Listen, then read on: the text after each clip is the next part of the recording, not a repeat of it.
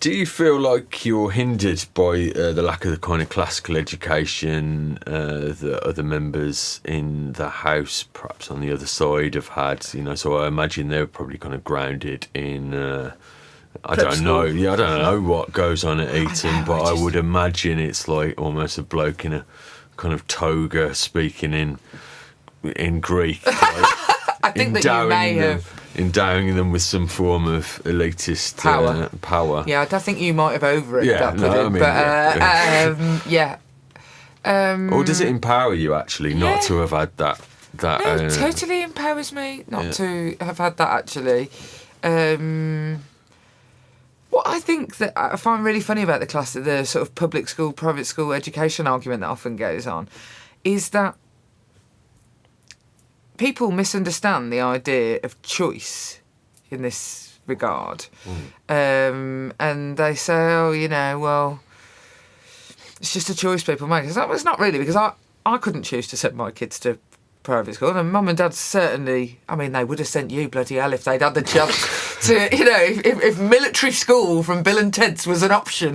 Well, I went to a reform school, actually. You didn't have to pay for it, though, no, did you? No, Yeah. No, but, it wasn't an option for our parents. They had too many kids to be sending us. But also, I think that people don't understand is that I actively wouldn't want it for my children. Why would I want my children to grow up to now, because I have a fancy job, to be immediately different to everybody else in their family and their peers and not to go to school? The single biggest factor, I have to say, wasn't even the academic brilliance of the school I picked, secondary school I picked for my eldest son. Well, I say I picked, he picked, for my eldest son. Whilst it is a brilliantly academic school and it's a brilliant... Actually, I just wanted him to go to school with the kids who live down the road. Yeah. That was the single biggest thing. And I think that is what it's to their detriment, the people who had that different education, is that they had no sense of community and they had no sense of belonging or coming from anywhere. I remember being at Glastonbury, it may have even been Glastonbury 2000, and I was with my friend Helen Rosser, God love her, and some people came up to us and they were talking to us, and they were like, "Oh, are you from Birmingham?" Because they could tell from our accents, and we were like, "Yeah," and then Helen said, "Oh, are you from Posh?" Because, the sort of sense of identity about where you come from... To me, I am not necessarily particularly patriotic, although I get more patriotic about Britain as I grow older, I have to say.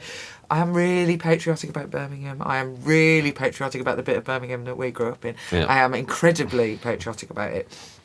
I'm so proud to be from here. Like, it oozes out of me whenever I hear anyone with a Birmingham accent in London. I'm like, run down corridors to get to them.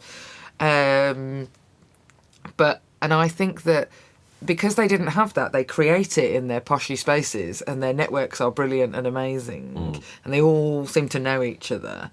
But I actually think that's really detrimental. I like to belong.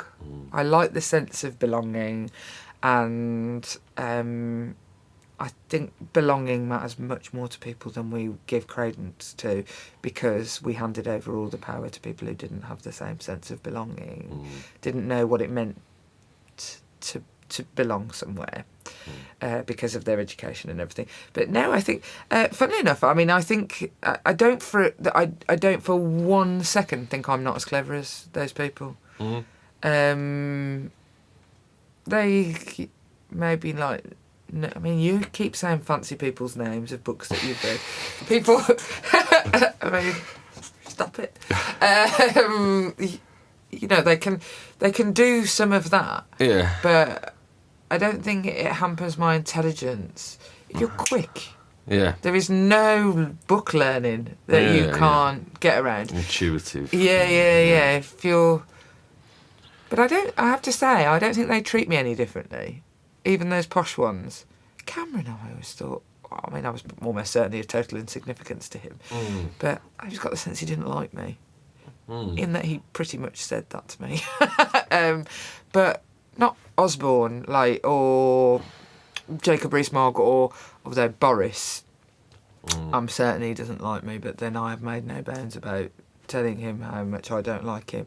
See, Boris Johnson, I think, is the absolute epitome of this problem, is that his classical education, which he clearly leans on with his, you know, bona fide, sola fide, blah, blah, blah, blah, blah, Latin. I mean, I did Latin at school anyway, so whatevs.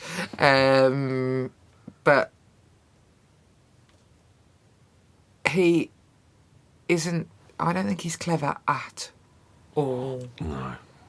I think people often say, oh, you know, the buffoonery is a really clever thing that he's doing. I don't believe that. I think it's a total double bluff. Yeah. I think it's a total double bluff. But no, I don't feel it's hindered me in any way, shape or form. I think it has enhanced it.